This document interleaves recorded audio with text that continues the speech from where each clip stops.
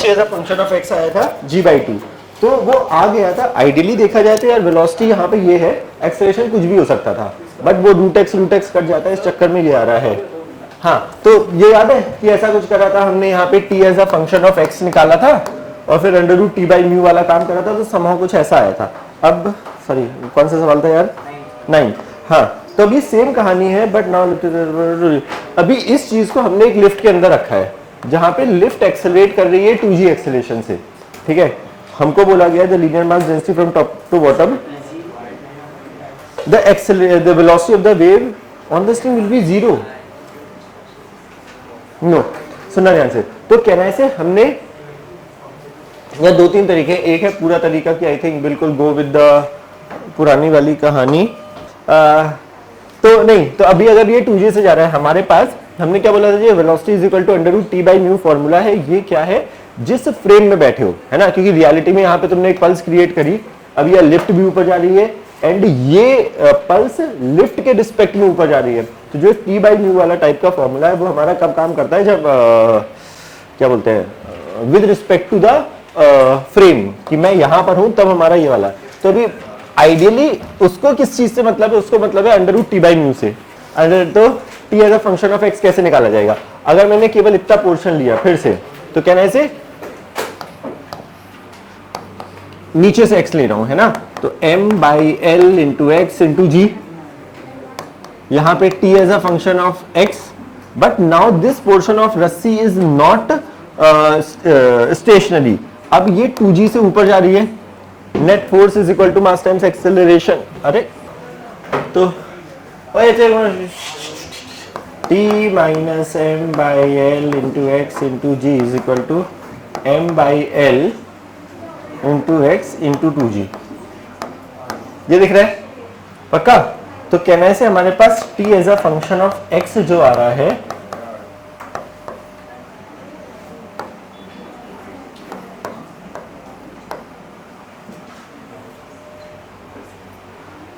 बोलो ये समझ में आ रहा है पक्का?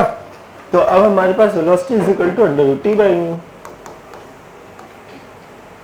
m मतलब m/l into x into 3g divided by, ये कंसेप्ट शायद बताया ही होगा। तो कहना है वेलोसिटी आ रही है हमारे पास अंडर रूट 3gx, ये सही है। तो x हमें बोला गया पहला वाला velocity of the wave in the string will be 0, गलत है ना, वेलोसिटी ऑफ द वेव होगी the time taken by the pulse, sorry acceleration of the wave in the string 3/4। Velocity आ गई है तो एक्सेलरेशन क्या होगा? v dv/dx, v की जगह वापस से लिख रहा हूं अंडर रूट 3gx, dv/dx में फिर से टर्म आएगा, रूट 3g कांस्टेंट है और रूट x का डेरिवेशन होगा 1/2 x की पावर माइनस 1/2, तो ये आएगा 1/रूट x का, फिर से कटा पिटा 3g/2 आ रहा है पक्का? ये 3g/4 है, ये भी गलत, तुमने टिक मारा, ये सही कैसे है? आंसर ये दिया हुआ है। अच्छा तूने निकाला है, ओके हाँ, तो यहाँ तक सही पक्का? हमसे लास्ट चीज बोलिए टाइम टेकन। अगर मेरा एक्सेलरेशन कांस्टेंट आ गया है तो कितना टाइम लगेगा? s is equal to ut plus half at square,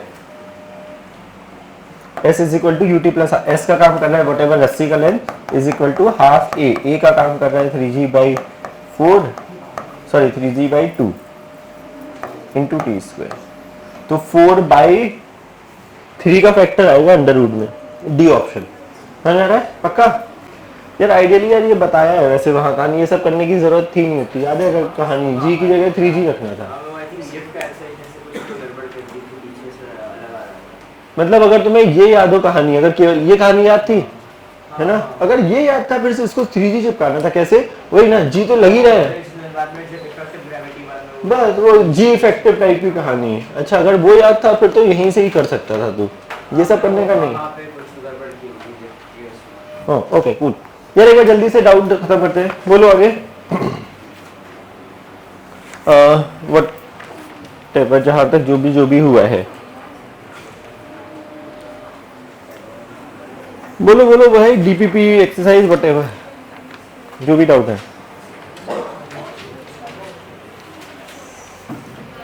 हाँ डीपीपी 3 का 14, डीपीपी 3 का 14,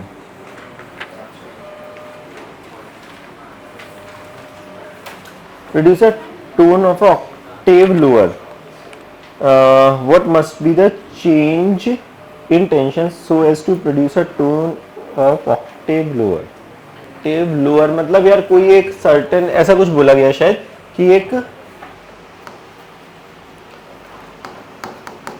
कोई रस्सी है, ठीक है, इसमें टेंशन दिया गया है 16, ऐसा सोचो कि यहाँ पे 16 kg का वेट है, तो इसमें जो रस्सी में टेंशन है वो 16G टाइप का होगा कुछ, ठीक है, और इस पर कुछ एक स्टैंडिंग वेव बन रही होगी, कोई एक किसी एक ओवरटोन की या किसी एक हार्मोनिक की एक वेव बन रही होगी। इसको हम कितना कम करें कि अच्छा, तो हमारे पास फ्रीक्वेंसी का फॉर्मूला क्या है, NV/2L, जहां पे N ये अंडर रूट ऑफ वेलोसिटी जो है हमारे पास होती है √T/μ, ऐसा वाला कुछ कार्यक्रम है। कहना से यार म्यू हमारी रस्सी की प्रॉपर्टी, L हमारा रस्सी का प्रॉपर्टी, हमारे पास ये बचा फ्रीक्वेंसी आ रही है N × √2 के प्रोपोर्शनल। अब ये बोल रहे हैं कि what must be the change in tension so as to produce a octave lower, मतलब अगर वो किसी एक सेकंड में कर रहा है तो हम T की वैल्यू में क्या चेंज करें कि वो फर्स्ट में करने लगे, ऐसा कुछ है। पहले टेंशन अगर ये है, ये वाला नंबर है, इसमें भी 16G है, मतलब जो भी एक समथिंग G है, G कांस्टेंट है, तो नंबर यहां पर आ रहा है 16 का, 16 से कम में √16 होता है 4 का √, मतलब यहां पे T की जगह अगर मैं 16G लिखूंगा, बाकी सब तो कांस्टेंट है, G मतलब ये कांस्टेंट में गया, ठीक है, यहां पर है 4, मतलब 4, इसको बाहर लेंगे तो यहां पर आएगा 4, अगर इसको हटाया जाए तो ये फोर्थ वाले टाइप का अगर कर रहा होगा, हम इसमें क्या वैल्यू चेंज करें कि अब वो एक कम वाला करे, है ना।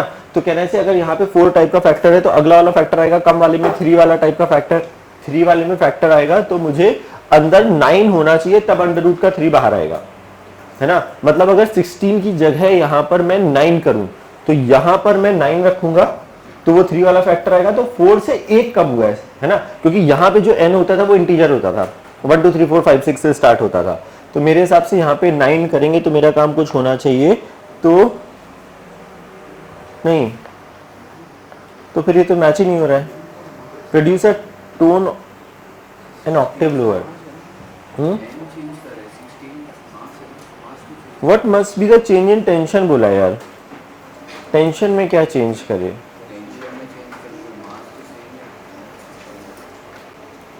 टेंशन में चेंज कैसे करेंगे, लेकिन फिर उन्होंने बोला tension in the piano wire is 16 kg weight, मतलब टेंशन वायर में जो करा है, हम जस्ट अज्यूमिंग, थोड़ा सा कंफ्यूजिंग लग रहा है जो तू बोल रहा है, शायद वो भी हो सकता है, लेकिन अगर फिर टेंशन चेंज कैसे होगा,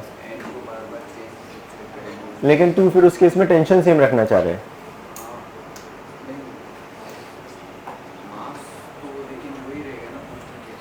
इस केस में मास वही रहेगा,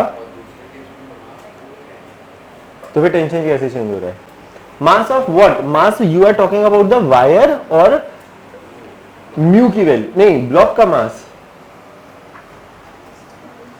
the tension in the piano wire is 16 kg weight, what must be the change in tension पूछा है ना यार, नहीं तो अगर तू टेंशन सेम रख रहा है तो सवाल का सेंस कैसे बनेगा, इसमें जो टेंशन है वो समथिंग लाइक 16G जैसा कुछ बोला गया है, अगर किसी एक जनरल उस पर वो कर रहा होगा, नहीं फिर सवाल का सेंस कैसे बनेगा, अगर what must be change in tension, change in tension ही पूछा है तो टेंशन कैसे कांस्टेंट रखेंगे, मतलब सवाल में कुछ, म्यू तो रस्सी की प्रॉपर्टी हो गई, वो कांस्टेंट रहना पड़ेगा, एन चेंज हो सकता है, जो तू बोल रहा है वो बात सही है, बट इसमें प्रॉब्लम ये है कि सवाल ही यही बोला गया कि टेंशन में क्या चेंज होगा, 16 से अगर मैं कुछ भी और कर लूँ, मुझे भी वही लग रहा था, बट उससे आंसर मैच नहीं हो रहा। 12 अगर करा तो वो अंडर रूट का प्रॉब्लम है ना, नहीं चेंज हो रहा है तो मतलब 12 निकालेंगे तो फिर वो ओ 4, ओ out of the given option, okay, अच्छा, परफेक्ट स्क्वायर तो बनाना ही है, वही लॉजिक था, बट ये उससे अगले वाले पे आ रहे हैं, क्योंकि आइडियली फिर 9 हो सकता था, है ना, 9 होता है यहाँ पे तो अंडर रूट में 3 आता, बट यहाँ पर वो 9 ऑप्शन नहीं, मतलब 9 नहीं, तो 9 तो 16 माइनस 9 आंसर 7 होना चाहिए था। Change in tension. इसके बाद अगला नंबर क्या आएगा 16 के बाद, और कम करो और कम करो कम करो, अगला अंडर रूट आएगा 2 का स्क्वायर, मतलब यहाँ पर 4 आना चाहिए, तो अंडर रूट के बाहर 2 आएगा। तो अगर यहाँ इसके बाद अगला नंबर है 4 का, है ना, तो अगर मेरे पास 4 kg वाला टाइप का वेट होगा तो 16 माइनस 4 फिर 12 आएगा, राइट। 12 भी है ना आंसर फिर। अच्छा अगर 12 है तो फिर भी logically it is matching, otherwise थोड़ा सा कुछ गड़बड़। एक बार देखो आंसर क्या है। 14 हाँ 12 है ना, तो आइडियली वो इमीडिएटली ऑक्टेव लोअर नहीं है ना, वो 2 ऑक्टेव कम है इसलिए, क्योंकि अगर ये मैच हो रहा होता मुझे लगता है तो फिर ये बेटर आंसर होता, बट सिंस वो ऑप्शन ही नहीं है इसलिए अगला वाला है। आइए बोलो एक्सरसाइज का 1440।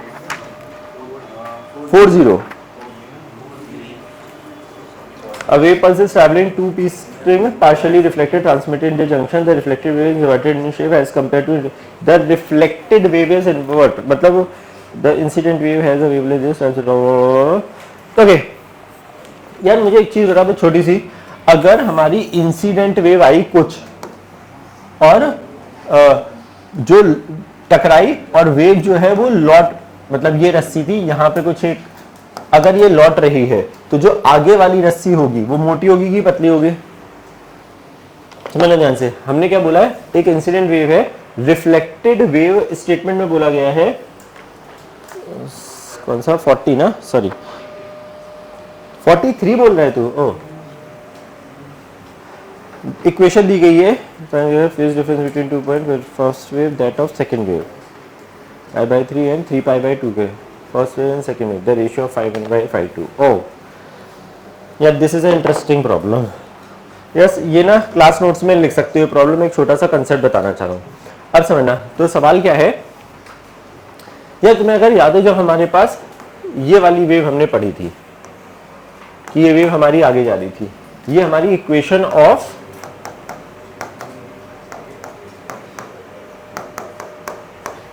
अच्छा ये कंसेप्ट ना क्लास नोट्स में लिखना है एक बार, ये शायद बताया होगा तो याद नहीं, एक बार देखना। तो हमारे पास जब हमने ये काम करा, ये वाला, उठो दोनों लोग, उठो जल्दी, उठो उठो दोनों लोग, उठो जल्दी, इतनी देर से अवॉइड कर रहा था पता है, जल्दी उठो उठो, आओ 12 जल्दी 12 भाई सब सुबह सुबह आओ, बाहर आओ, अबे बाहर आए यार। ये एक तो एक्सप्रेशन मत दिया करते को समझ में नहीं, अभी उठा भी दिया फिर भी गप्पे मारा है, मारो भाई, मुंह तेरा बंद ही नहीं होता है, उठ बाहर निकाला तब भी उसको कुछ, अबे भाई साहब जल्दी जल्दी जल्दी, अरे जल्दी जल्दी, कोई फर्क नहीं पड़ता मुझे। उसके बाद डिस्कशन, माँ बाप को भी बुलाया जाए, मेरा आधा घंटे खाएंगे वो भी नहीं तो। भाई नीचे जा नीचे, क्यों सुबह सुबह यार तुम क्या करते यार। ओके क्विकली यार ये कंसेप्ट साथ में क्लास में लिखना।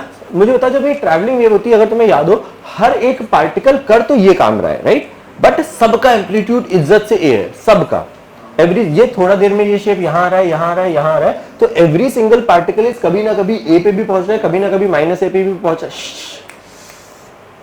है। कंसेप्ट ना बाद में कर लेना, आई नो पढ़ रही है तू, बट सुनो एक बार, ठीक है ये हो रहा है। तो अब 2-3 चीजें क्या तुम्हें अगर, अच्छा यहाँ पे मैं फाई नहीं लिख रहा हूँ क्योंकि फाई तो हमारा इनिशियल फेज कांस्टेंट होता था, वो बताता था कि क्या क्या क्या कहानी हो रही है। ये पूरा मसाला जो है क्या ना, ऐसे इस पूरी चीज को हम फेज बोलते थे। तो अगर तुम ध्यान से देखो इसमें 2 कार्यक्रम हो रहे हैं, एक टाइम है और एक एक्स है। अगर मैंने एक फोटो खींची इसकी, वेव जब चल रही थी तो ये वेव कहीं यहां हो सकती थी, यहां हो सकती थी, यहां हो सकती थी, तो एक सिंगल पार्टिकल को अगर मैं देखूं, एक सिंगल पार्टिकल को, किसी एक को, क्या ऐसे वो ये मोशन चल रहा है उसका ये वाला, तो वो कभी यहां हो सकता है, केवल एक पार्टिकल पे मैं अगर लाइट डालूं, कभी यहां है, कभी यहां है, कभी यहां है, कभी यहां है, कभी यहां है, कभी यहां है, ऐसे ही कुछ हो रहा है। क्या ऐसे उसका एक्स फिक्स है, एक्स तो हमारा जहां से हमने ओरिजिन लिया, जहां से हमने वेव स्टार्ट करी, उसके रिस्पेक्ट में एक्स, ये वाला एक्स क्या होता था, it is the position of the particle. क्या ऐसे उसका एक्स फिक्स है। अगर मैंने एक फोटो ली तो वो अलग अलग टाइम पे अलग अलग जगह पाया जा रहा है, तो इस पूरी चीज को हम फेज बोल रहे हैं। तो अगर मेरा एक सिंगल पार्टिकल को डिस्कस कर रहा हूं तो उसका जो फेज डिफरेंस होगा वो अलग अलग टाइम पर क्या होगा, वो होगा ओमेगा डेल्टा टी। समझना क्या बोलो, मैंने एक फोटो खींची 1 सेकंड पे वेव की, और फिर 2 सेकंड बाद एक और खींची, मतलब t इक्वल टू 3 सेकंड पे एक और फोटो खींची। हो सकता है t इक्वल टू 1 सेकंड पे पार्टिकल हमारा यहां हो, और वही particle t equal to 3 second पे लेट्स से यहां पहुंच चुका हो। तो एक ही पार्टिकल है, मतलब उसका x फिक्स है, उसके पास k डेल्टा x नहीं है। k तो हमारा 2 पाई बाय लैम्डा फिक्स हो गया, ओमेगा हमारा 2 पाई बाय t फिक्स हो गया। x अगर फिक्स है तो कहने से उसका डेल्टा x जैसा कोई टर्म नहीं आएगा। तो एक सिंगल पार्टिकल का दो अलग अलग टाइम पे जो फेज डिफरेंस होता है वो होता है ये। ठीक है, अब समझना। दूसरी चीज, अगर मैंने एक ही फोटो खींची एक सिंगल, तो बहुत सारे पार्टिकल हैं। एक पार्टिकल जो किसी एक जनरल डिस्टेंस x1 पे है, एक दूसरा पार्टिकल जो जनरल डिस्टेंस x2 पर है। अगर मैंने एक ही फोटो ली है तो कहने से दोनों के लिए ये वाला टर्म सेम हो जाएगा, क्योंकि एक ही टाइम है, उसका डेल्टा टी जैसा 0 हो जाएगा। तो उसमें फेज डिफरेंस है टाइम के रिस्पेक्ट में नहीं आएगा, उसमें फेज डिफरेंस आएगा इसके रिस्पेक्ट में, तो वो आएगा k डेल्टा x। बाद में लिखना, मैंने सुनना ध्यान से नहीं तो समझ में नहीं आएगी कहानी। तो जब मैंने एक पर्टिकुलर टाइम पर जब मैं बात कर रहा हूं तो वहां पे फेज डिफरेंस है दो पार्टिकल जो अलग अलग डिस्टेंस पे पाए जाते हैं, उनके बीच में फेज डिफरेंस होता है k डेल्टा x। ये वर्ड समझ में आ रहा है पक्का? जैसे कि इस प्रॉब्लम में जो पहला वाला पार्ट है, प्लीज पहले सुनना फिर लिखना ये सब कहानी। इन्होंने बोला है दो वेव दी गई है, y is equal to a sine kx cos omega t, दूसरी वेव दी गई है y2 is equal to a sine omega t minus के एक्स। पहले एक्चुअली ना मैं सेकेंड वेव को डिस्कस करना चाह रहा हूं, ठीक है, फिर फर्स्ट वेव पे आते हैं, ये वाली वेव को। ठीक है, तो इन्होंने बोला है the phase difference between 2 points, एक x1 की वैल्यू दी गई है पाई बाय 3 के, एक x2 की वैल्यू दी गई है 3 पाई बाय 2 के।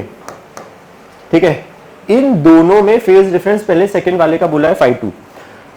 कहना ऐसे, ये एक पार्टिकल है, ये एक पार्टिकल है, तो इन दो पार्टिकल का सेम टाइम पे जो फेज डिफरेंस होगा कहने से वो k डेल्टा x जैसा होगा। दो पार्टिकल जो एक इस जगह पाया जाता है और एक जगह पाया जाता है, इनका फेज डिफरेंस उसको बोला है phi2। तो यहां पे phi2 क्या होगा, phi2 डेल्टा phi2 जो भी लिखा है उन्होंने,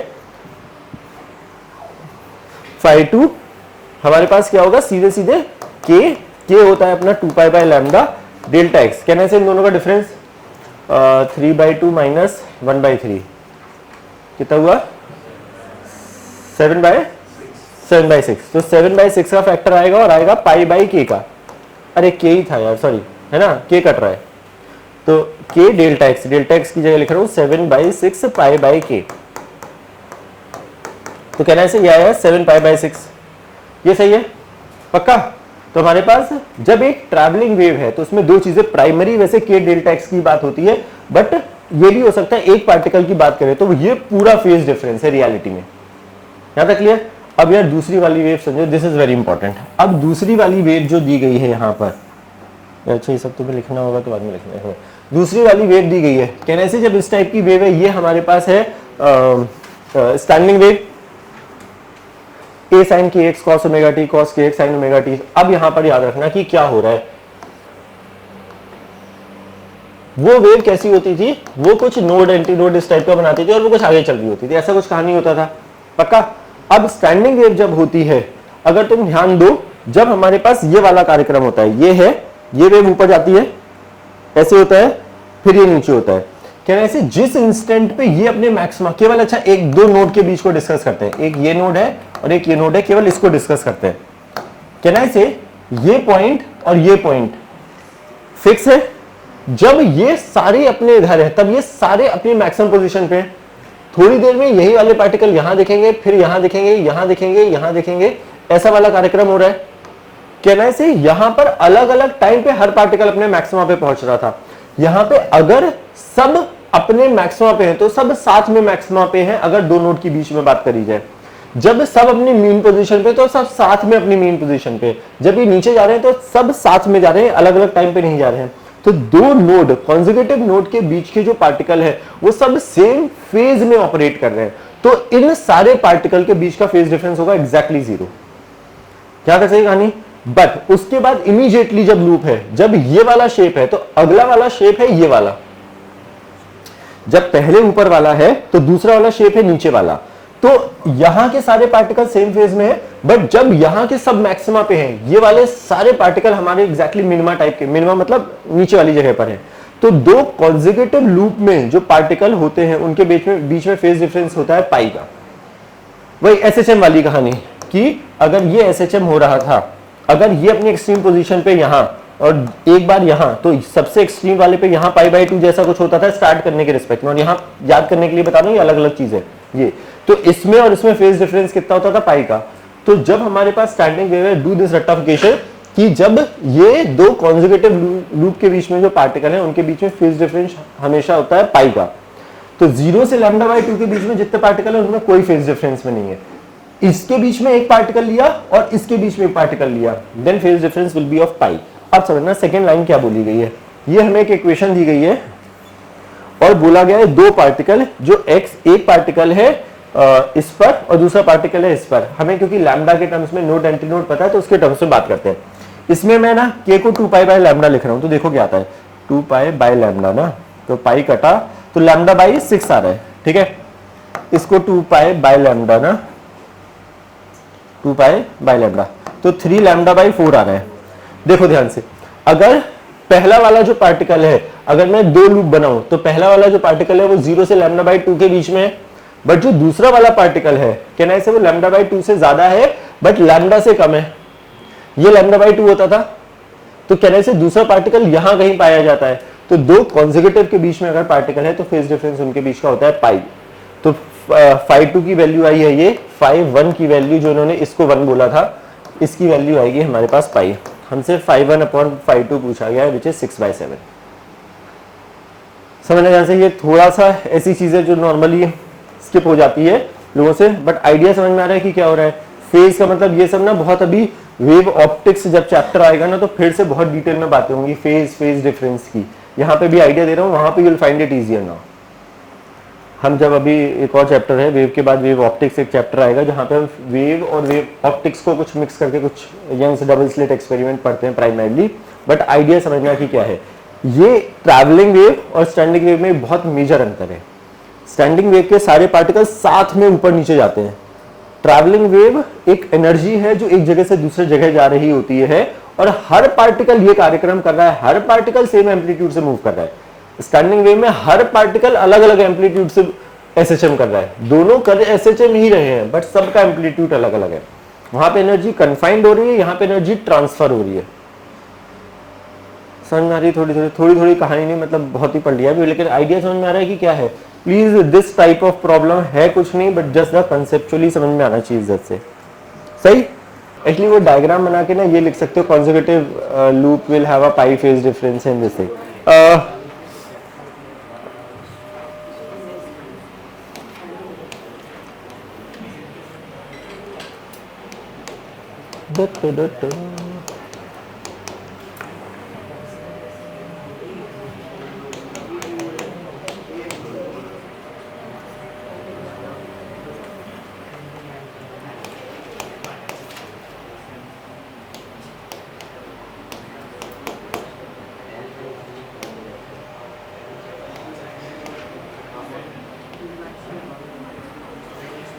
ओके 41 किसको डाउट है? 41 यार पहले एक बार सवाल में क्या बोला गया कि ये है फिक्स एंड म्यू दिया है, टी दिया है। हमें बोला गया कि एक ये वायर किसी एक फ्रीक्वेंसी पे रेजोनेट हो रहा है, उसके बाद ये अगली फ्रीक्वेंसी जिस पे रेजोनेट हो रहा है वो ये है। अब सवाल ये नहीं बोला है कि ये फंडामेंटल है, मतलब कि यहाँ पर केवल एक ही लूप बन रहा है, ये नहीं बोला है।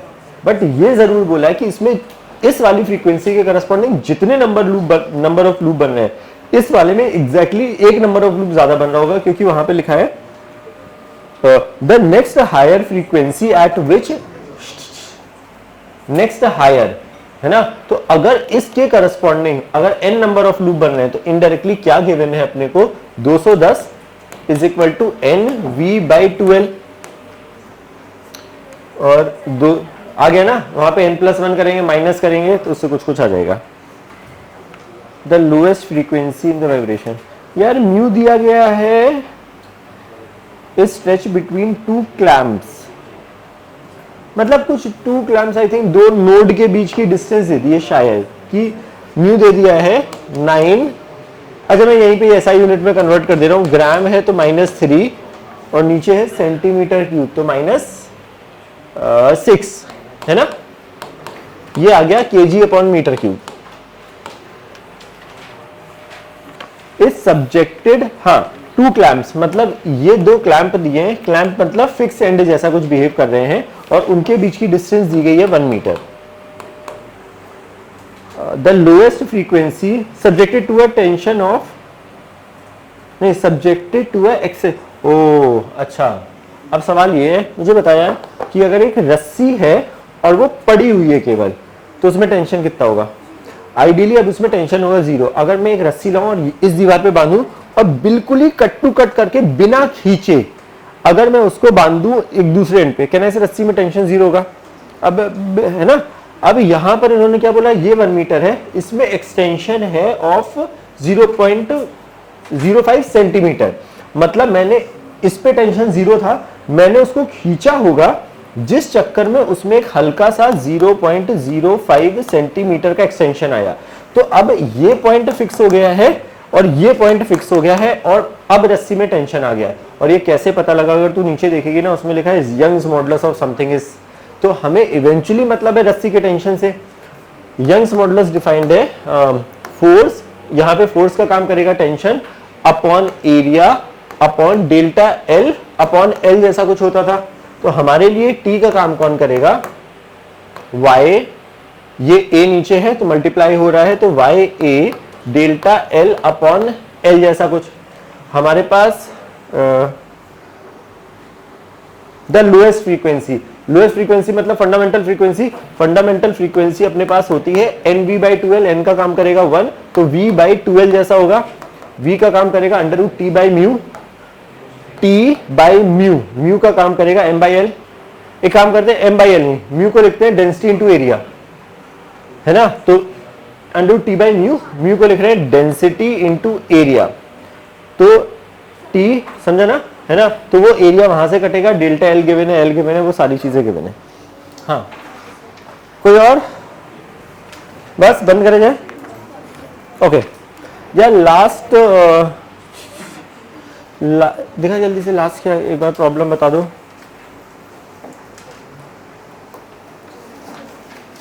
अच्छा ये वाला कार्यक्रम हो गया था, वो नंबर ऑफ लूप्स वो 4/9/4 आया था, इसमें नंबर ऑफ लूप 13 आए थे, है ना। अच्छा नहीं तो मोटा मोटा कहानी समझ में आ गई थी अपने को कि क्या हो रहा है वहां पे, सही है। साउंड वेव स्टार्ट करना है बेसिकली, साउंड वेव स्टार्ट करना है। ओ सोनोमीटर एक्सपेरिमेंट खुद से नहीं पढ़ पाओगे, राइट ऑन द हेड है सोनोमीटर, सोनोमीटर। अबे वो कल पढ़ लोगे यार, एक वीडियो देखना कैसे, चलो थोड़ा सा आइडिया दे देता हूँ। ओके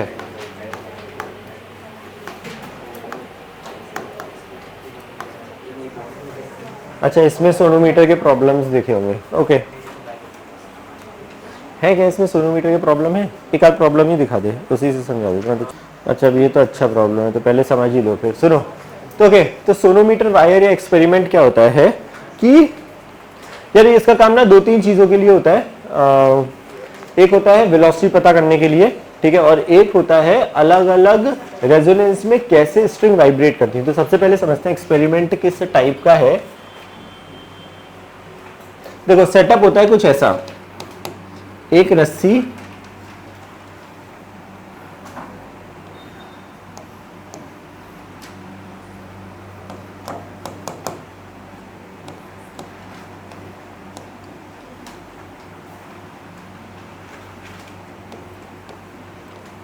अच्छा पहले जनरल आइडिया समझना, नॉट नेसेसरली हमेशा 2 क्लैंप होंगे बट कुछ भी नंबर ऑफ क्लैंप्स होते हैं वैसे, ठीक है। अच्छा तो आइडिया क्या है, एक वायर होता है, एक फिक्स पुली से यहाँ पर एक कोई चीज लटकी होती है और यहाँ पर हम m मास रखते हैं, ठीक है। ये m मास हम चेंज करते रहते हैं, मतलब कुछ कुछ अलग अलग वैल्यूज एक्स्ट्रा मास डालेंगे, हटाएंगे, ये करेंगे। इसका बस पर्पस ये होता है यहाँ पे मास चेंज करने का कि रस्सी में जो टेंशन है वो हम वेरी कराना चाहते हैं, क्योंकि हमारे पास T = mg होता है। सो विद दिस मास हम यहाँ पे रस्सी पे पूरी रस्सी का टेंशन चेंज कराना चाहते हैं। यहाँ पे 2 ब्रिजेस होते हैं, ब्रिजेस इज नथिंग बट दो ऐसी चीजें होती है कि हमने काइंड ऑफ क्लैंप किया हुआ है, मतलब यहां नोड और यहां नोड हम फिक्स कर देते हैं, यहां नोड और यहां नोड फिक्स है, मतलब ये दोनों पॉइंट को फिक्स किया हुआ और ये आपस में मूवेबल है, मतलब ये ब्रिज जहां पर भी होगा वो हमारा नोड डिनोट करेगा। ठीक है, ये वाला आइडिया है। बाहर से हम एक ट्यूनिंग फोक लाए, दो अलग अलग टाइप की चीजें हम नॉर्मली करवाना चाहते हैं इससे। बाहर से एक हम ट्यूनिंग फोक लाए और उस ट्यूनिंग फोक से इस रस्सी को वाइब्रेट कराया, इसको यहां टच करा तो कहने से ये वाइब्रेट करेगी। अगर ये नोड है, कुछ एक स्टैंडिंग वेव बन रही होगी, कुछ बन रहा होगा। लेट्स से किसी एक जनरल उस पे ये दो लूप बना रही है, सॉरी मतलब इक्वल टाइप के, सपोज 2 बन रहे हैं, 3 बन रहे हैं, 4 बन रहे हैं, जो भी बन रहे हैं।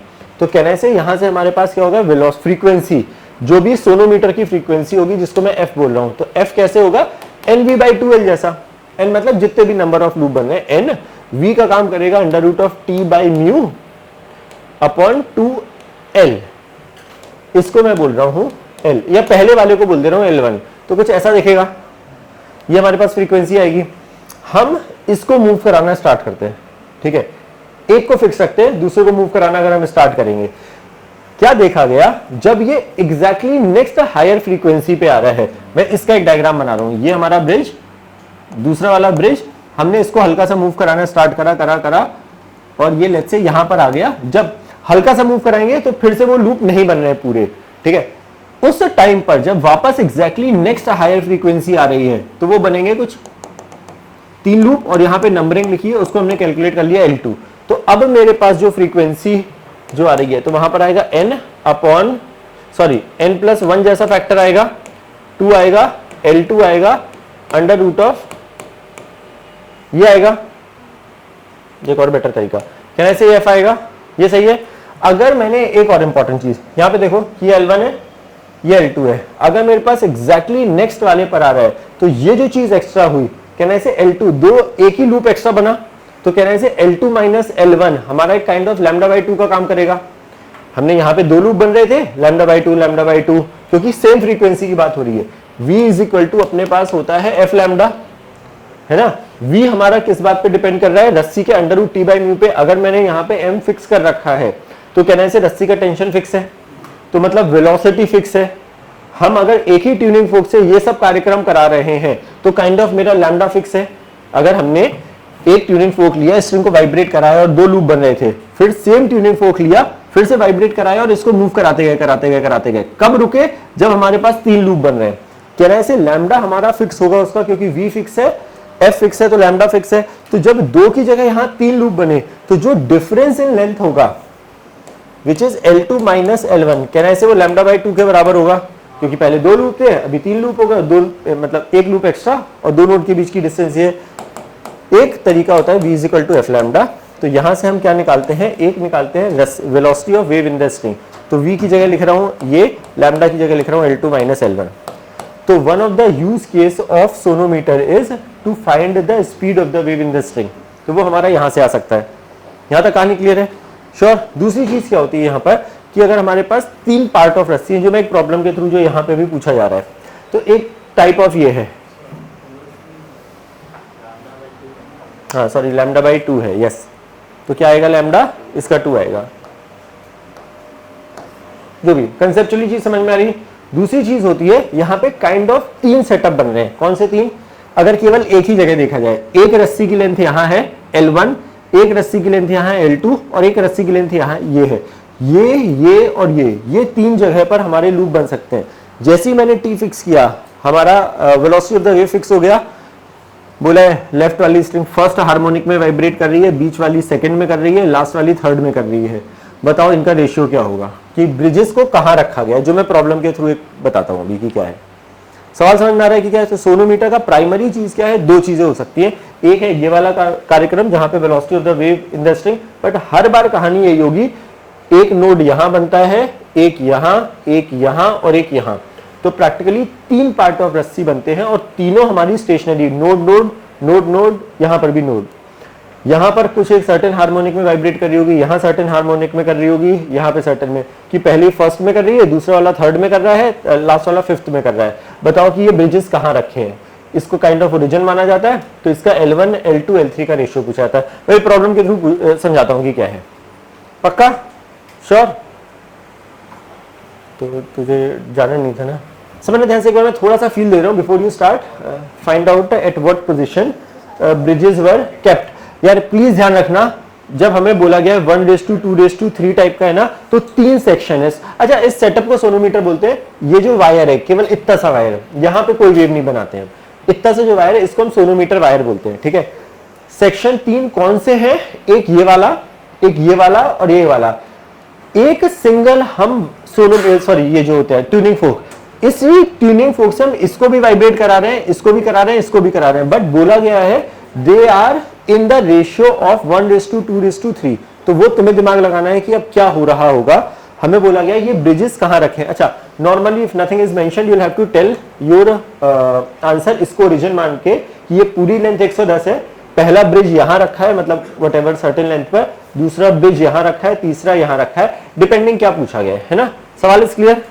पक्का भाई? बताओ ना यार, इतना मुश्किल है नहीं। फिर से सेम ट्यूनिंग फोक, सेम, ठीक है। इससे मैंने इसको वाइब्रेट करा, इससे मैंने इसको वाइब्रेट करा। क्या देखा गया? ये और इसका रेशियो दिया गया है, जो वो 1:2:3 टाइप का दिया गया है। क्या चीज सेम है? पहला तो अपने आप से सवाल करो कि what is that one thing which is same. T/μ same है, चलो मतलब V सेम है बेसिकली। हाँ, और क्या सेम है? हमारे पास फॉर्मूला F = NV/2L उस टाइप का है। What is the second thing that is same पूरी कहानी में? हमारे पास पूरी चीज ये है। और क्या सेम हो सकता है इसमें? सवाल ये बोलना चाह रहा हूं, मतलब ये। अच्छा, सेटअप समझ में आ गया ना। ये एक रस्सी, ये एक ब्रिज यहां है, एक ब्रिज यहां है, एक ये रस्सी है, दूसरी तीसरी, यही है ना। What is that other thing that is same? नहीं, लेंथ तो मतलब वो 3 पार्ट में डिवाइडेड है। मतलब कि अगर मैं इस रस्सी के लेंथ को L1 बोल रहा हूं, इसको L2 बोल रहा हूं, इसको L3 बोल रहा हूं, ये तीनों 1:2:3 में। तो what is that other thing that is same? नहीं चमक रहा है। एक बहुत छोटी सी, बार बार एक वर्ड यूज कर रहा हूं, सेम ट्यूनिंग फोक से तीनों चीज को वाइब्रेट करा है। तो क्या सेम होगा? फ्रीक्वेंसी सेम है भाई, इस पोर्शन की, इसकी। ऐसा कैसे हो सकता है यार? ये तो बहुत अजीब सी चीज है। ऐसा हो सकता है ना, नंबर ऑफ लूप सब में अलग अलग हो। फ्रीक्वेंसी किस बात पे डिपेंड कर रही है? NV/2L पे डिपेंड कर रही है। तुमने बोला ये सेम है, ये सेम है। अगर फ्रीक्वेंसी सेम है तो यार n सेम हो ही नहीं सकता जीवन में, क्योंकि ये L1 है, ये L2 है, ये L3 है। तो अगर ये चेंज कर रहा हूं मैं अलग अलग के लिए, अगर तुम V और 2 सेम बोल रहे हो, तो ये जो है it has to be change. हाँ, तो वही तो। अगर फ्रीक्वेंसी मतलब नहीं किस लूप में है ना, कि उस फंडामेंटल सेम ट्यूनिंग फोक से हमने करा है, तो वो जो रेशियो है ना, मतलब यहाँ पे जो L आ रहा है, मतलब फ्रीक्वेंसी सेम नहीं, मतलब L is L is inversely proportional to F आ रहा है ना। यहाँ पे जो L है, सॉरी फ्रीक्वेंसी के सेम बोल रहा हूँ, यहाँ पे जो नंबर ऑफ, क्या बोला है, कुछ तो गड़बड़ बोल दिया है।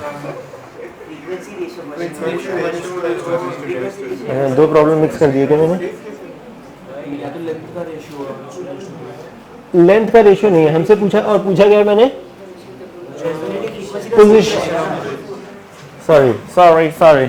हाँ, ये है कहानी, ये सेम हो गया। हमें बोला गया है कि string vibrates in the ratio of, नहीं फ्रीक्वेंसी का रेशियो बोला गया है ना।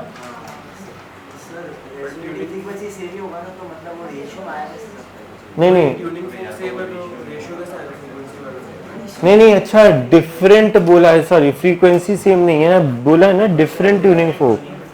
अच्छा, फ्रीक्वेंसी सेम नहीं, सॉरी फ्रीक्वेंसी सेम नहीं है। जो हमारा डिफरेंट ट्यूनिंग फोक है उससे हमने इसको वाइब्रेट करवाया है। डिफरेंट अलग अलग ट्यूनिंग फोक है। L जो है वो इनवर्सली प्रोपोर्शनल टू F है, राइट। हाँ, मतलब यहाँ और यहाँ। अच्छा, लेकिन इसमें फिर देना चाहिए मुझे कि ये फंडामेंटल में कर रहे हैं या उसमें कर रहे हैं, मोड देना पड़ेगा। अच्छा, इस प्रॉब्लम में कुछ मिसिंग है फिर।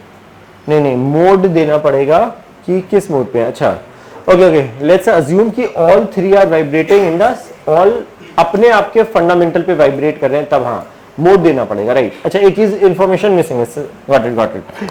ये वाली पूरी कहानी है, वेलोसिटी सेम, ठीक है। अब हमें बोला गया है कि 3 अलग अलग ट्यूनिंग फोर्सेस को वाइब्रेट करा रहे हैं इन देयर फंडामेंटल फ्रीक्वेंसी। अच्छा, कुछ देना चाहिए, एक चीज मिसिंग है क्योंकि एन हमारे पास हमें गिवन नहीं है, तो अगर तीनों, हाँ तो तीनों अगर फंडामेंटल में होंगे तब ये होगा। अच्छा, कुछ एक में से एक दूसरा प्रॉब्लम, जे वाला प्रॉब्लम उठाता हूं तो ये आएगा। तो प्रैक्टिकली यहाँ पे क्या गिवन है, L1 raise to L2 raise to L3, कहना से वो 1 रेज टू 1/2, क्योंकि L is inversely proportional to F है, रेज टू 1/3 आएगा, है ना, ऐसा कुछ आएगा। और अगर मैं इसको 6 से मल्टीप्लाई कर दूं तो 6 रेज टू 3 रेज टू 2 आएगा। तो L1 raise to L2 raise to L3 ये आएगा। हमारे पास टोटल रस्सी की लेंथ दी गई है 110, ठीक है। तो कहना है से ये 6 + 3, अगर मैं इसको x मान लूं तो पहला वाला है 6x 3x + 2x is equal to 110। तो यहां से x आ जाएगा 10 आएगा, मतलब L1 आएगा 60,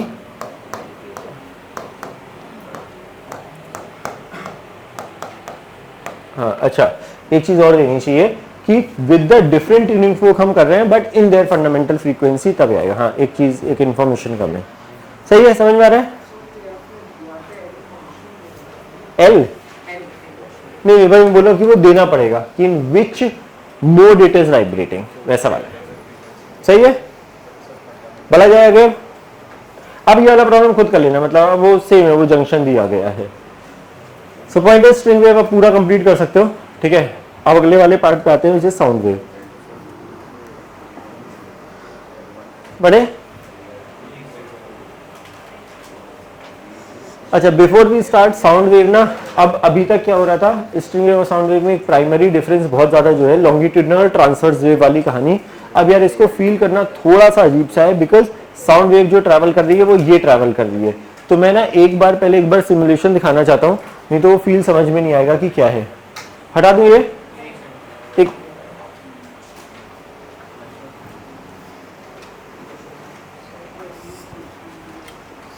हाँ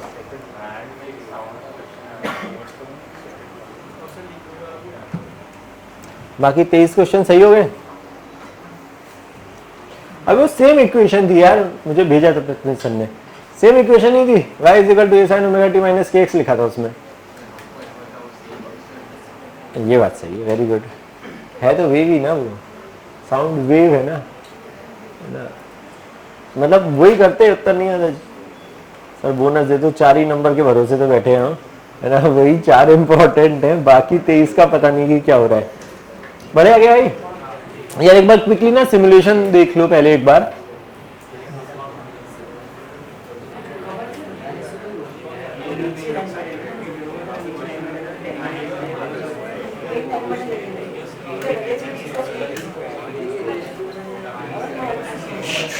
ओए जल्दी से देखो, फिर वापस वहां पे आते हैं। सुनो, आइडिया क्या है, जो काम ये हो रहा था, ठीक है, जो हमें शेप दिख रहा है वो एनर्जी ट्रांसफर दिख रहा था, पार्टिकल वाइब्रेट कर रहे थे ये। अगर किसी एक लाइन को देखो, हाँ रेड वाली या ग्रीन वाली लाइन को देखो जस्ट, अच्छा longitudinal sound wave is like a longitudinal wave. Longitudinal wave जो होती है वो कंप्रेशन रेयरफ्रैक्शन के टाइप से वेरी करती है। कंप्रेशन का मतलब है जहां पे पार्टिकल एक साथ डेंस हो रहे हैं, है ना। मोटा मोटा आइडिया ये है कि यार लॉन्गिट्यूडनल वेव ट्रैवल कैसे कर रही है कि यहाँ पर मैंने यहाँ वाले पार्टिकल को धक्का मारा, जब मैंने बोला धक्का मारा तो एक जगह पार्टिकल इकट्ठे हुए, जहां पे सबसे ज्यादा इकट्ठे हुए मतलब डेंसिटी बढ़ाई, जहां पे सबसे ज्यादा डेंसिटी होती है उसको हम बोलते हैं कंप्रेशन। यहां पे डेंसिटी ज्यादा, तो एक नेचुरल टेंडेंसी होती है किसी भी पार्टिकल जो फ्लो कर सकते हैं हमेशा हाई डेंसिटी से लो डेंसिटी की तरफ जाना। तो एक जगह मैंने धक्का मारा, यहाँ डेंसिटी बढ़ी, तो यहाँ वाले पार्टिकल्स की डेंसिटी ज्यादा है और आगे वाले की कम है, तो आगे वाले पार्टिकल इधर आएंगे, उल्टा यहाँ की डेंसिटी ज्यादा होगी तो ये वाले पार्टिकल उधर जाएंगे। जब डेंसिटी किसी जगह पे सबसे कम होती है, क्योंकि वो पार्टिकल ये वाला काम कर रहे हैं, सबसे कम होती है, उसको हम बोलते हैं रेयरफ्रैक्शन। तो कंटिन्यूअसली कंप्रेशन रेयरफ्रैक्शन कंप्रेशन रेयरफ्रैक्शन के फॉर्म में वेव ट्रैवल करती है। कंप्रेशन का मतलब है कि जहां पे डेंसिटी नॉर्मल डेंसिटी से ज्यादा है, रेयरफ्रैक्शन का मतलब है जहां डेंसिटी नॉर्मल डेंसिटी मतलब एटमॉस्फेरिक, जो P0 एटमॉस्फेरिक प्रेशर से कम है, बेयर मिनिमम जो है उसको हम रेयरफ्रैक्शन बोल रहे हैं। अब इस कहानी को देखो, जो तुम्हें शेप दिख रहा है, अगर तुम इसको ऑब्जर्व करोगे तुम्हें लग रहा है ये कहानी आगे जा रही है, राइट। ये वाले शेप को दिख रहा है, ये है हमारी एनर्जी ट्रांसफर की डायरेक्शन। जो हमारी स्ट्रिंग वेव में ये जो शेप जा रहा होता था वो वाला शेप अगर तुम ध्यान से देखो ये जा रहा है, बट अगर तुम जेन्युइनली किसी भी लाइन को देखो यहाँ पे, वो लाइन ये कर रही है। किसी भी एक लाइन को अपने दिमाग में पकड़ के देखो, वो लाइन केवल ये वाला कार्यक्रम हो रहा है। देखो ध्यान से, रेड वाली लाइन दिख रहा है, ये अपने मीन पोजीशन के अबाउट जैसे स्प्रिंग ब्लॉक ऑसिलेट कर रहा होता था, एग्जैक्टली वही, और इक्वेशन भी वही आने वाली है। कोई भी एक सिंगल लाइन कैन आई से इट इज डूइंग दिस, पक्का? तो this is how the longitudinal wave travels. अब नाउ द प्रॉब्लम इज, इसको कॉपी में बनाना बहुत डिफिकल्ट काम है। ये तो रस्सी बना देते हैं, ये बना दिया, खट से हो गया। हमने बोला पार्टिकल जो एक्स वाला पार्टिकल है वो किसी जनरल उस पे इस जगह पे है, किसी और दूसरे उस पे उस जगह पे, ये बनाना मुश्किल है। तो यहाँ पर हम दो वेव साथ में पढ़ेंगे, प्रेशर वेव की एक डिस्प्लेसमेंट वेव पढ़ेंगे सबसे पहले, कि उसको बनाया कैसे जाए। तो क्या ये चीज एक ऑब्जर्व हो रही है इज्जत से, हर एक पार्टिकल अपनी मीन पोजीशन के अबाउट ये कर रहा है। जहां पर ये तुम्हें जो सबसे ज्यादा डेंस वाला पार्ट दिख रहा है, this compression is continuously travelling. जो रेयर फ्रैक्शन है, जहां पे पार्टिकल सबसे ज्यादा दूर है, सबसे बड़ा वाला, अरे है ना, पॉज करो कहीं से, पॉज है ना, ये देखो ध्यान से, जहां पर सबसे ज्यादा दूर दूर है, this is a part of rarefaction. जहां पर सबसे ज्यादा क्लोज है तो कंप्रेशन, हर जगह पर compression, rarefaction, compression, rarefaction, फिर कंप्रेशन। ये चीजें समझ में आ रही है? एक और डायग्राम और देख लो, फिर व्हाट हैपेंड दिस, ठीक है, एक और चीज देख लो।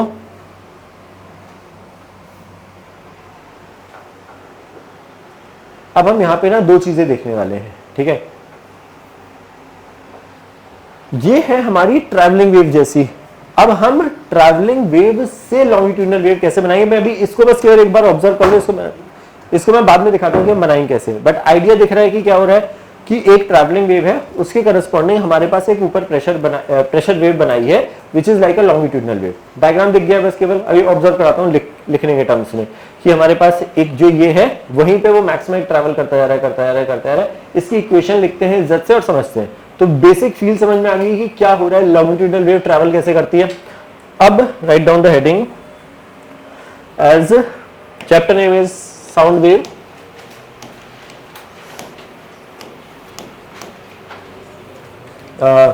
सो कुछ बातें लिख सकते हो। It is a longitudinal wave, it is a longitudinal wave where energy travels,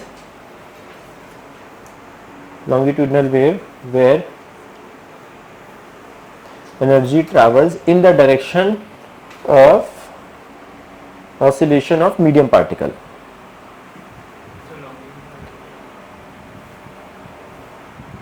Sorry, it is a longitudinal wave where energy travels in the direction of oscillation of medium particle. ठीक है, मतलब यार अब वो कॉपी पे फिर से मैं रिपीट कर रहा हूँ, बनाना बहुत मुश्किल काम है, नहीं तो फिर वो ऐसे ऐसे ऐसे ऐसे ऐसे करके बनाना पड़ता है कि जहाँ पे बहुत सारे मीडियम पार्टिकल हैं उसको हम बोलते हैं कंप्रेशन। फिर पार्टिकल को थोड़ा दूर दूर दूर नॉर्मल बनाओ, मतलब वो एकदम से नहीं होता, इसलिए वो बनाना मुश्किल है। फिर बहुत दूर दूर दूर दूर दूर दूर कुछ बना दो, वो है रेयर फ्रैक्शन। फिर से बहुत dot dot dot dot dot dot dot dot ऐसा वाला है ना। तो ये इसलिए बनाना, इसलिए एक बार वो दिमाग में ऑब्जर्वेशन वो जो करा है, वो लाइंस नहीं है, वो डेंसिटी ऑफ पार्टिकल्स है कि एक जगह पे ज्यादा डेंसिटी, फिर वो धीरे धीरे नॉर्मल हो रही है, मतलब नॉर्मल, फिर बहुत कम, फिर से बहुत ज्यादा, उस टाइप की कहानी। जैसे कि ना ये वाले जो जस्ट एनालॉजी के टर्म्स में बता रहा हूँ कि अगर जैसे बहुत सारे स्प्रिंग ब्लॉक कनेक्टेड हो, इस टाइप की कुछ कहानी। तुमने एक को धक्का दिया तो एक बार ये ऐसे ऐसे चल रहा है, बहुत सारे ऐसे ऐसे ऐसे कहानी चल रही है। तो वो जब बहुत सारा ऐसा क्लोज है, वो हमारा कंप्रेशन है। फिर रेयर फ्रैक्शन है ना। तो कंप्रेशन रेयर फ्रैक्शन का मतलब समझ में आ गया। अब यहाँ पर वेव ट्रैवल जब कर रही है तो मीडियम वाले पार्टिकल अपनी जगह से ये काम कर रहे हैं। अब यार हर एक पार्टिकल की होती है रिजिडिटी। रिजिडिटी का मतलब ये है कि कौन सा पार्टिकल इन द डायरेक्शन कितना ज्यादा फ्लेक्सिबल है टू मूव, जितना ज्यादा होगा उतना ही जल्दी जल्दी वेव ट्रैवल करेगी। तो यहाँ पर आइडिया इज, क्या मैंने कभी बल्क मॉडुलस या दूसरे रोशन सर ने बल्क मॉडुलस की बात करी है क्या कहीं पे? Bulk modulus B is equal to minus delta P upon delta V by V, या तो मैंने हीट एंड थर्मो में कहीं पे किया होगा, किया है ना। थोड़ा सा आइडिया है क्या उसका? बल्क मॉडुलस अपने पास एक प्रॉपर्टी होती थी कि यार अगर हम उस पर प्रेशर बढ़ाते थे तो उसका वॉल्यूम कितना कम होता था। ये ऐसा minus delta P upon delta V by V, इस टाइप का कुछ थोड़ा सा बात हुआ है क्या? हाँ, ये V ऊपर जाता था, या हम अगर उसको डिफरेंशियल फॉर्म में लिखते थे तो ऐसा लिखते थे minus v d p by d v, है क्या यार? पक्का? अच्छा, तो ये हमें क्या बताता है कि बल्क मॉडुलस जो हमारे पास है कि अगर हम किसी जगह पे प्रेशर बढ़ाएंगे तो उसका वॉल्यूम, इसको हम बोलते हैं वॉल्यूम स्ट्रेन, है ना, change in volume per unit volume को वॉल्यूम स्ट्रेन बोलते थे कि अगर डेल्टा पी बढ़ा रहे हैं तो उसके करस्पॉन्डिंगली ये कितना बढ़ेगा, है ना। हम यहां से डेल्टा पी की बात करने जा रहे हैं कि ये जो डेल्टा पी है हमें, क्योंकि इवेंचुअली प्रेशर वेव की इक्वेशन बनानी है, तो यहां से हमें ये पता करना है डेल्टा पी, तो वो आएगा माइनस साइन के साथ B delta V upon V. इसको अपने को डिस्कस करना है कि क्या है। थोड़ा सा अजीब सी कहानी है कि इसको स्टडी कैसे करते हैं, बट एक बार इक्वेशन समझ लो, इवेंचुअली अपने को रिजल्ट याद रखना है। तो यहां पर हम दो वेव साथ में पढ़ते हैं, समझना ध्यान से। एक है डिस्प्लेसमेंट वेव, डिस्प्लेसमेंट समझना, डिस्प्लेसमेंट वेव किसकी? Of pressure wave. Little weird thing that we are going to study, but understand the idea. इसको बनाना मुश्किल काम है, तो इसको जगह बनाने के लिए हम क्या पढ़ते हैं सुनना। अगर तुम्हें याद हो, यहां पर हमने x लिखा था ट्रैवलिंग वेव में और यहां पर हमने y लिखा था, क्योंकि हर पार्टिकल ये कार्यक्रम कर रहा था। यहां पर हम डिस्प्लेसमेंट वेव को डिनोट करते हैं s से, और ये s होता है s is equal to s naught sine omega T minus के एक्स,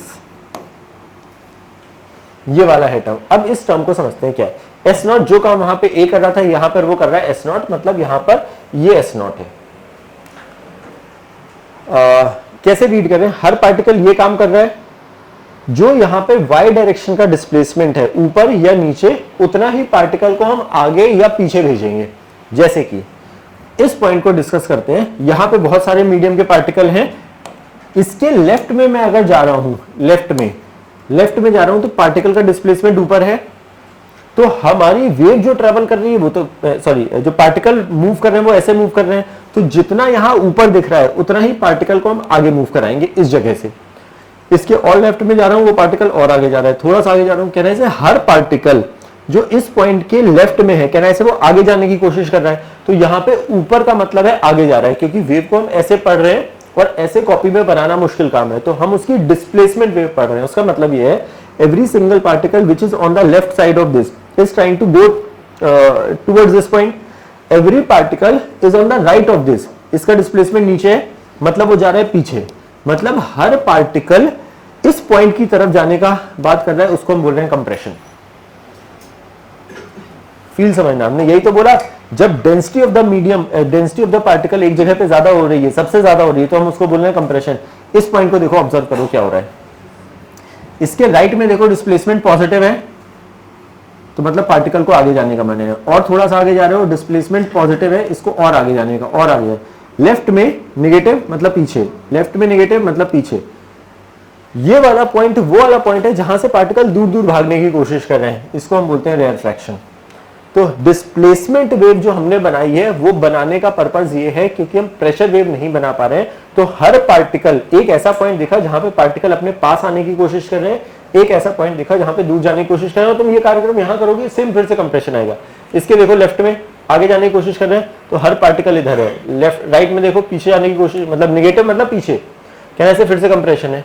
तो डिस्प्लेसमेंट वेव जो हमने ये बनाई है, ऑफ प्रेशर वेव है ये, कि जहां पर हमारे पास प्रेशर वेव का एक डिस्प्लेसमेंट वेव बनाई है। हमें इवेंचुअली प्रेशर वेव भी पढ़नी है, which I am coming to, but idea समझ में आ रहा है कि इस वेव का इस वेव से मतलब क्या है। इसमें लेकिन एक, हाँ, तो हमने बोला कि जो ये वेव है, रियलिटी में प्रेशर वेव ये है ना, अब ये बना नहीं पा रहे हैं, तो हमने उसको डिस्प्लेसमेंट वेव के फॉर्मेट में बनाया, जहां पर पार्टिकल का जो y डायरेक्शन में पॉजिटिव डिस्प्लेसमेंट है, उतना ही डिस्प्लेसमेंट उसका x डायरेक्शन में कर दिया अपने मीन पोजीशन के अबाउट। जो ये डायग्राम था ना, मतलब छोड़ो, वो जो रेड वाली लाइन थी या ग्रीन वाली लाइन थी, वो केवल ये काम कर रही थी ना, तो अब इसमें कैसे बनाऊं 2D में, है ना। तो y जब हम बना रहे हैं पॉजिटिव, उसका मतलब है पार्टिकल अपनी मीन पोजीशन से इतना आगे है। अगर वो y में नेगेटिव आ रहा है तो वो पीछे जा रहा है, क्योंकि है तो वो साइन का फंक्शन, वो +1 से -1 के बीच में वेरी करेगा, मतलब अलग अलग समय पे वो अलग अलग जगह है। कभी वो मीन पोजीशन पे भी है, कभी वो अलग अलग कहीं वो नेगेटिव एक्सट्रीम पे है, कभी वो पॉजिटिव एक्सट्रीम पे है। तो वो जीरो पॉजिटिव नेगेटिव एक्सट्रीम का मतलब है वो मीन पोजीशन के आगे है बीच में है या पीछे है, तो वो हम y में दिखाने की कोशिश कर रहे हैं। पक्का?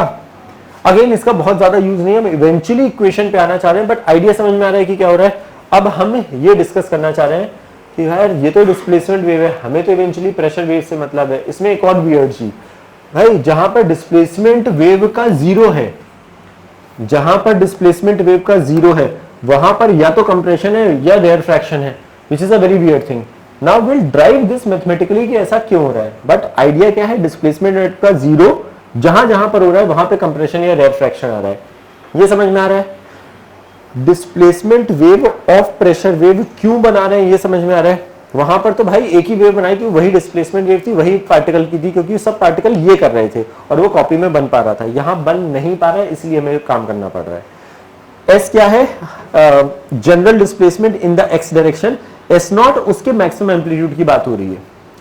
ये मीन से एस नॉट आगे पीछे पीछे और फिर आगे। श्योर? पक्का? Write down this thing. अब इस पे आते हैं, प्राइमरी चीज जो हमें पढ़नी है वो है ये वाली। इससे और इसको यूज करके हम कैसे करेंगे। यार थोड़ा सा ये अजीब सा बोरिंग पार्ट है, मैं डेरिवेशन स्किप करके डायरेक्टली पता नहीं सीधे इक्वेशन पे आ जाऊं क्या कि प्रेशर वेव की इक्वेशन क्या होती है। यार वो समझाना और मुश्किल काम होता है। वैसे देखना है डेरिवेशन क्या, या डायरेक्टली इक्वेशन पे है कि प्रेशर वेव की जो इक्वेशन है, डेरिवेशन देखना है। मतलब उसका ये यूज केस नहीं है यार। वैसे मतलब ऐसा नहीं होगा कि डेरिवेशन करो उसका, ऐसा कहीं आएगा नहीं।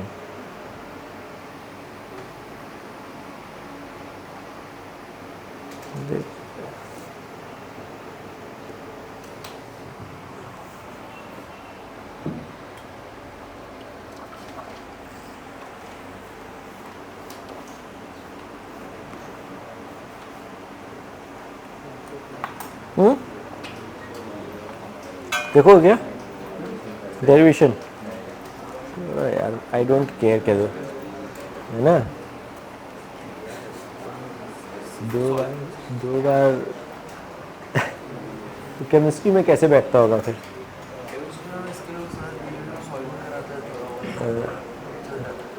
वही तो बोल रहा हूँ, मतलब कैसे मजा कैसे आता है फिर इसमें करो तो फिर ठीक हो जाता है। डेरिवेशन स्किप ही कर देते हैं क्या। ओए जल्दी बताओ, देखना है क्या, नहीं तो क्यों इक्वेशन पे आ जाए सीधे। हाँ अरे बोल यार। एक तो अरे मतलब ऐसा कोई वो नहीं है, बट जिसको ऐसे वाला हो कहानी की नहीं सर बिना डेरिवेशन के समझ में ही नहीं आता है मुझे, देन वी कैन। थोड़ा सा अजीब सा है, एक बार बस क्विकली ना मैं थोड़ा सा बता दे रहा हूँ, प्लीज बहुत डिस्कशन मत करना उस पर, ठीक है। ये कहानी समझ में आई। क्या लिखा है? ये लिखा है अपना जो चेंज इन प्रेशर है वो बल्क मॉडुलस, ये मीडियम की प्रॉपर्टी है और डेल्टा वी अपॉन वी पर है। ये डेल्टा वी अपॉन वी का मतलब समझना कि क्या है। अब मैं एक ट्यूब जैसी चीज डिस्कस कर रहा हूँ, ठीक है। बहुत सारे पार्टिकल होंगे, अलग अलग वाले पार्टिकल। सपोज एक किसी जनरल एक्स वाला पार्टिकल ले रहा हूं, कोई एक जनरल एक्स वाला, यहां से एक जनरल एक्स वाला पार्टिकल है, कोई एक जनरल एक्स वाला जो पार्टिकल होगा वो भी ये कर रहा है एसएचएम। किसी जनरल एक्स वाला पार्टिकल अपने किसी जनरल टाइम पर लेट्स से उसका खुद का जो डिस्प्लेसमेंट है वो है एस, ठीक है। मतलब यहां के जो इमेजिन कि एक ट्यूब है, मैंने ऐसे धक्का मारा हुआ, तो जो एक्स वाले पार्टिकल है वो सब एस आगे हैं, ठीक है। अच्छा मैं बहुत दूर बना रहा हूं बट ये इवेंचुअली बहुत छोटी जगह है।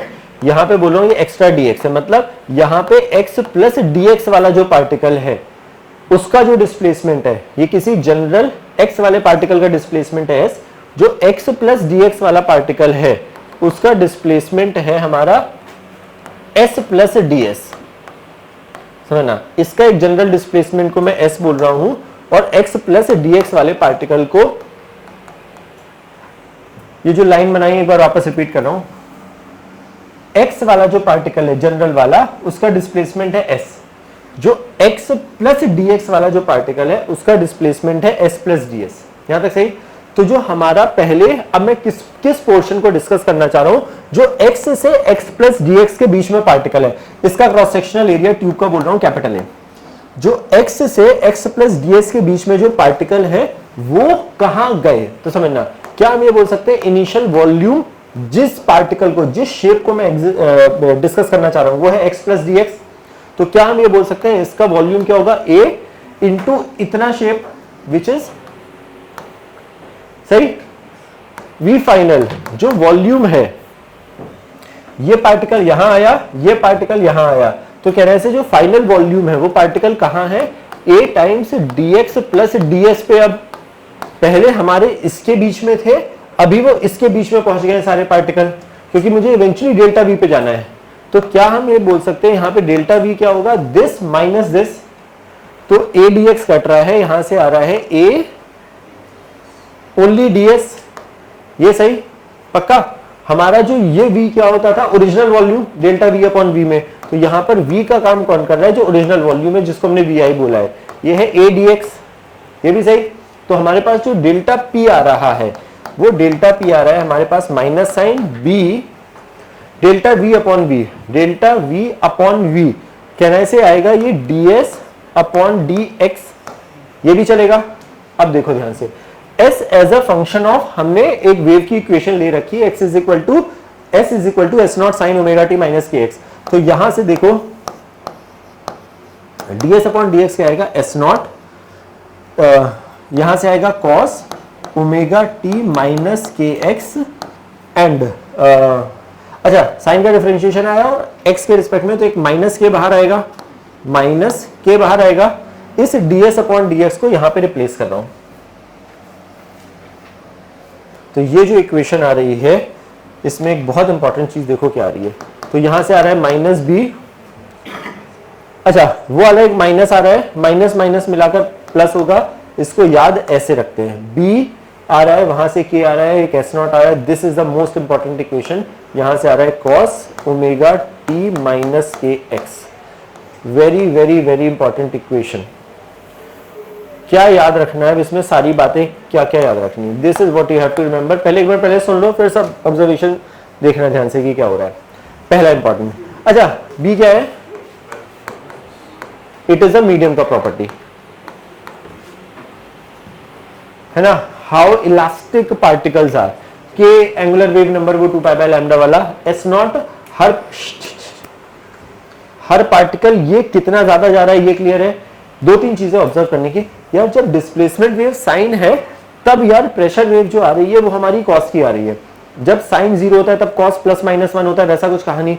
देखो ध्यान से जो अभी मैं ऑब्जर्व करा रहा था, जब ये साइन की इक्वेशन है, जब जब साइन जीरो हो रहा है, जब जब साइन जीरो हो रहा है तब प्रेशर हमारा मैक्सिमम या मिनिमम पहुंच रहा है, वो पाई बाई 2 का फेज डिफरेंस है, समझना ध्यान से। ये जो कॉस वाली कहानी लिखी है ये क्या लिखा है हमारे पास इनडायरेक्टली, इसको अगर मुझे साइन के फॉर्म में लिखना है तो मैं लिखूंगा साइन ओमेगा टी माइनस के एक्स प्लस पाई बाई 2, तो वो पाई बाई 2 क्या रिप्रेजेंट कर रहा है कि phase difference between the displacement wave and pressure wave is pi by 2। ये क्या बता रहा है कि जब जब डिस्प्लेसमेंट जीरो होगा तब तक हमारा प्रेशर मैक्सिमम या मिनिमम होगा। अब इसमें एक और अजीब सी चीज, अच्छा इसमें इस चीज को बोलते हैं maximum value of change in pressure, तो इसको डेल्टा पी नॉट लिखा जाता है which is B K S not. अब इसमें एक अजीब सी चीज क्या, तो डेल्टा पी हमारे पास क्या आ रहा है, डेल्टा पी नॉट उसकी maximum value cos omega T minus के X. Practically you have to remember two things, एक ये और एक ये। लास्ट चीज यार, कॉस कभी ना कभी तो जीवन में नेगेटिव होगा, तो मतलब प्रेशर हमारा नेगेटिव हो गया, very weird thing. Pressure negative कैसे हो सकता है, वो delta P negative, very good. So delta P negative है, मतलब वो जो चेंज इन प्रेशर है वो नेगेटिव। भाई जीवन में प्रेशर पी नॉट तो है ही हर जगह, पी नॉट से कितना ज्यादा या कितना कम है, प्रेशर कभी जीवन में नेगेटिव नहीं होगा, कि this is how it is defined. जब वैक्यूम होता है तब प्रेशर जीरो है, क्योंकि मॉलिक्यूल एग्जिस्ट ही नहीं कर रहे। तो यहाँ पे डेल्टा पी नेगेटिव है बट पी नेगेटिव नहीं है, मतलब किसी जगह पे मैक्सिमम प्रेशर क्या होगा, जो भी पी नॉट है प्लस डेल्टा पी। किसी जगह पे ये कौन सी, ये है कंप्रेशन वाली जगह, पी मिनिमम किसी भी जगह पर क्या होगा, पी नॉट तो है ही माइनस डेल्टा पी नॉट, ये वाला जो डेल्टा पी नॉट है ये कौन सी जगह होगी, ये होगी रेयर फ्रैक्शन। ये समझ में आ रहा है, तो प्लीज याद रखना। इसको देख के लोगों को लगता है अरे डेल्टा पी नेगेटिव कैसे हो? डेल्टा पी नेगेटिव हो सकता है बट प्रेशर किसी जगह पे एब्सोल्यूट वैल्यू नेगेटिव नहीं होगी, तो वो कम से कम, और कभी भी डेल्टा पी नॉट, अच्छा ये पी नॉट मैंने, एक मिनट डोंट गेट कंफ्यूज, ये पी एटीएम है ना, ये एटीएम के लिए लिख रहा हूं, सॉरी ये एक सेकंड, ये पी एटीएम की बात कर रहा हूं।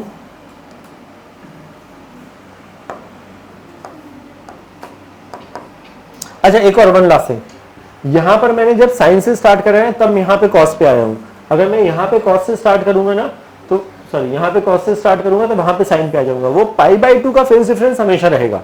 तो जो प्रेशर वेव और डिस्प्लेसमेंट वेव है there will always be a phase difference of π/2, उस π/2 का मतलब यही है जब जब डिस्प्लेसमेंट वेव का जीरो आएगा तब तक कंप्रेशन या रेट्रैक्शन आएगा। श्योर? पक्का?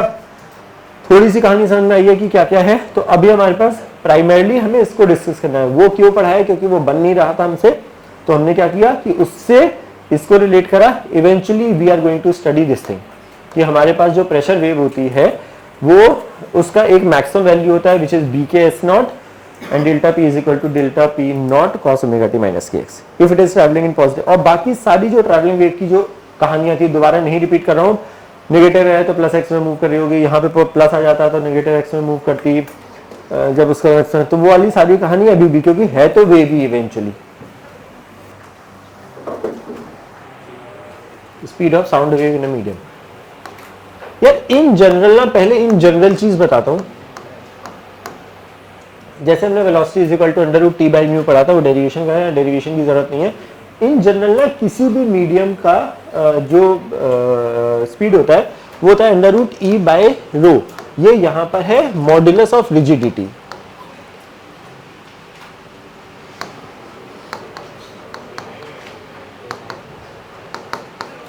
एंड रो है हमारा डेंसिटी।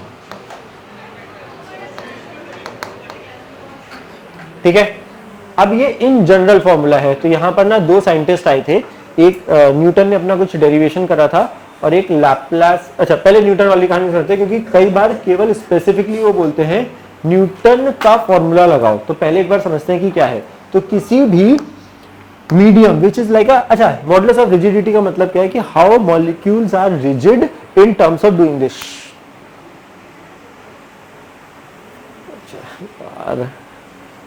तेरा भी है नंबर, दो तीन लोगों का अब नंबर लग गया है बस बिल्कुल ही एग्जैक्टली।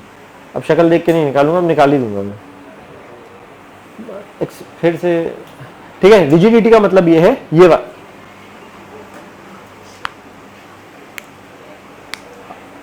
समझ गया क्या है? हाँ ओए भाई साहब फोटो एक मिनट। अच्छा ऐसे होगा नहीं, सीख नहीं पाओगे तुम लोग, क्या दिक्कत है?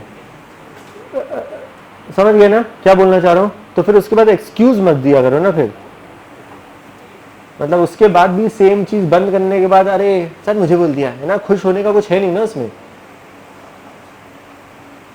ओके, रिजिडिटी का मतलब समझना। अब ये मॉलिक्यूल ना अगर सपोज ऐसी सिचुएशन होती कि वो मूव ही नहीं कर पाते तो या होते ही नहीं, दोनों केस में। अच्छा वाला एक्सपेरिमेंट है कि अगर हम वैक्यूम क्रिएट कर देते हैं साउंड ट्रैवल नहीं करता है क्योंकि मॉलिक्यूल ही नहीं है। दूसरी चीज है how rigid the molecules are to do this thing.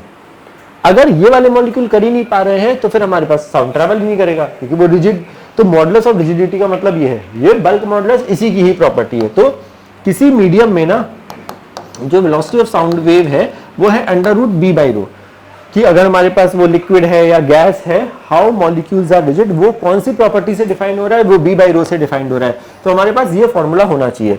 तो अभी न्यूटन ने क्या बोला कि जब साउंड ट्रैवल करता है तो साउंड एक आइसोथर्मल प्रोसेस है। This is what Newton's assumptions वर।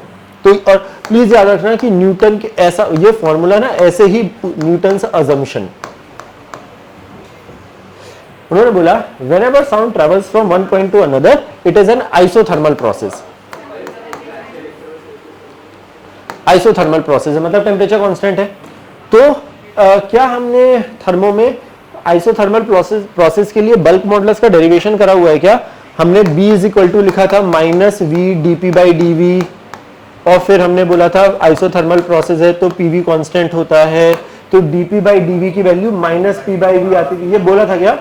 ये बात नहीं, आइसोथर्मल के लिए। अच्छा क्या ये करा था? नहीं तो मैं एक बार वापस बताता हूँ, डोंट रिमेंबर। आइसोथर्मल प्रोसेस के लिए बल्क मॉडुलस ना केवल ये करा हुआ है ना, मतलब कुछ करना नहीं है, इसको यहाँ पे K लिखना है, सम कांस्टेंट लिखना है, dp/dv निकालना है, उसको यहाँ पे डालना है, तो वो vv करता है माइनस के साथ, तो वो ये आता है। और शायद अगर करा होगा तो बोला होगा, ये याद रखो क्योंकि 2-3 जगह अलग अलग जगह आएगा। तो आइसोथर्मल प्रोसेस के लिए बल्क मॉडुलस आता है ये। तो न्यूटन के हिसाब से साउंड वेव का जो फॉर्मूला बनना चाहिए था, न्यूटन के हिसाब से जो साउंड वेव का फॉर्मूला बनना चाहिए था वो बनना चाहिए था p/ρ के बराबर, ठीक है। और ऐसे ही याद रखना, ठीक है। अभी यहाँ पे p क्या था कि अगर हमारे पास STP NTP टाइप की कंडीशन है तो प्रेशर अपने पास होता है 10⁵ ऐसा यूनिट में, ठीक है। और डेंसिटी ऑफ जो एयर है, जो यहाँ पर एयर है, उसकी डेंसिटी अप्रोक्सीमेटली होती है 1.3 होती है, 1.29 समथिंग होती है, मतलब कुछ ऐसा 1.29 समथिंग व्हाटएवर है ना, 1.3। जब ये वैल्यू यहाँ डालो और ये वैल्यू यहाँ डालो तो ये नंबर कुछ आता है समथिंग 280 में कुछ आता है, कुछ समथिंग लाइक दिस, जो भी नंबर। रियलिटी में जब लेटर ऑन लोगों ने कैलकुलेट करा, व्हेन ऐसी वाली चीजें आ गई जहां पर हम साउंड की स्पीड कैलकुलेट कर पाए, वो नंबर आता है, साउंड की स्पीड जो आती है वो आती है 332। अब यार ये नंबर तो मैच ही नहीं हो रहा। उन्होंने अपनी एक कैलकुलेशन करी कि यार जब साउंड ट्रैवल करता है तो आइसोथर्मल प्रोसेस होता है, उसके हिसाब से एक फॉर्मूला बना, वो फॉर्मूले के हिसाब से नंबर आया ये। लेटर ऑन पीपल रियलाइज कि यार वेलोसिटी ऑफ जो साउंड होती है ना वो होती है 332 अप्रोक्सीमेटली। अब यार somehow this number is not matching, then तो बट समहाउ पता नहीं कि अब मैच नहीं हो रहा है, फिर भी ये पढ़ाया जाता है क्योंकि कई बार एग्जाम में बोला जाता है यूज न्यूटन्स लॉ, या उनका कुछ कहानी बता दिया है कि न्यूटन ने क्या अज्यूम करा था व्हेन साउंड इज ट्रैवलिंग, तो किस टाइप का प्रोसेस है। तो याद रखना न्यूटन ने जो अज्यूम करा था कि वो आइसोथर्मल प्रोसेस है। Then there is another scientist came, it's Laplace, तो उसको बोला जाता है लैप्लास करेक्शन,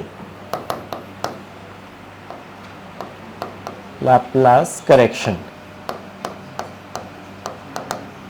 उन्होंने कहानी में बताया कि when sound travels from one point two another point, वो इतनी हाई स्पीड से ट्रैवल कर रहा होता है, ये एक्चुअल है ना, ये न्यूटन्स नहीं है, ठीक है।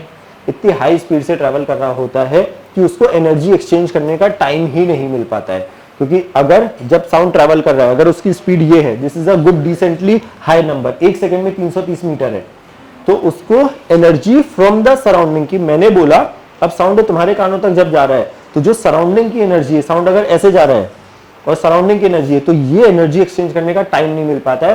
तो ही सेड कि process is not isothermal, it is an adiabatic process. तो व्हेन साउंड ट्रैवल्स, वो प्रोसेस एडियाबैटिक प्रोसेस होता है, ये उन्होंने कहानी में बताया। तो एडियाबैटिक प्रोसेस है, फिर से कहानी रिपीट करी हमने कि ये होता है पीवी रेज पर गामा कांस्टेंट, पीवी रेज पर गामा कांस्टेंट। अच्छा फिर से भाई सॉरी मैं पूरा नहीं कर रहा, हाँ ये करा हुआ है।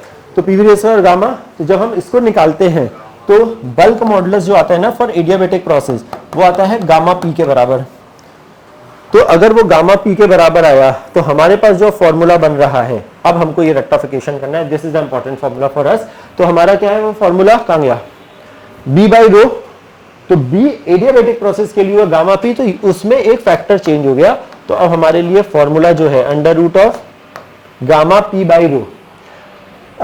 प्राइमरली जो एयर है उसमें नाइट्रोजन सबसे ज्यादा है, देन ऑक्सीजन है, CO2 है, ये 99% कॉन्स्टिट्यूट, मतलब मोर और लेस जो गैसेस है वो डायटोमिक है लगभग एयर में। डायटोमिक के लिए गामा होता है 7/5 ना, 7/5, हाँ 1.4 है ना। तो गामा ऑफ एयर अप्रोक्सीमेटली, मतलब क्योंकि प्राइमरी गैसेस जो है वो ये है, तो जब यहां पे 1.4 रखा और इस नंबर से मल्टीप्लाई किया, वो एग्जैक्टली मैच हो रहा था 332 से। यहां पर ये नंबर आया √p/ρ से, ये आया, उन्होंने करेक्शन करा तो एक्स्ट्रा फैक्टर क्या आया, रूट गामा का। तो जब हमने रूट गामा से मल्टीप्लाई किया, उसको सेम नंबर रखे, तो now this value comes out to be 332। समझ गए ना, वैल्यू डालेंगे। तो अब हमारे पास दो चीजें याद रखनी है, क्या क्या, कि हमारे पास अगर साउंड का फॉर्मूला आ रहा है कि what is the speed of sound, if nothing is mentioned, हम ये यूज नहीं करेंगे। मतलब एक गलत, मतलब गलती है, वैसे देखा जाए तो सही बात है, गलती है वो, है ना, कि बट वो कई बार क्यों पढ़ा रहे हैं गलत है, क्योंकि वो न्यूटन ने कहा था, ये कहानी थी कि आइसोथर्मल प्रोसेस है, वो कहानी है एक। तो अगर just in case if nothing is mentioned, obviously will use this. एक और चीज लास्ट वाली, तो अब यहाँ पर दो टाइप से याद रखना है, √ गामा p/ρ। रो क्या होता है, रो इज इक्वल टू होता है PM/RT, right. P V is equal to n R T को जब हम डिवाइड करते हैं और वो सब करते हैं, तो यहाँ पे अगर हम रो को P M by R T लिखेंगे तो आर टी ऊपर जाएगा, है ना। तो फॉर्मूले velocity of sound is under root of gamma R T by M. तो ये दो फॉर्मूले हम याद रखेंगे, एक पी और रो के टर्म्स में और एक गामा और एम के टर्म्स में, where M is the molecular mass, है ना। वो वही बस केवल रो को रिप्लेस करा है कि एक सर्टेन टेम्परेचर पे साउंड कितनी स्पीड से ट्रेवल करती है वो हम यहां से निकाल सकते हैं। ये गामा लिखा हुआ है, सही है ना। पक्का कहानी समझ में आ गई सारी? श्योर।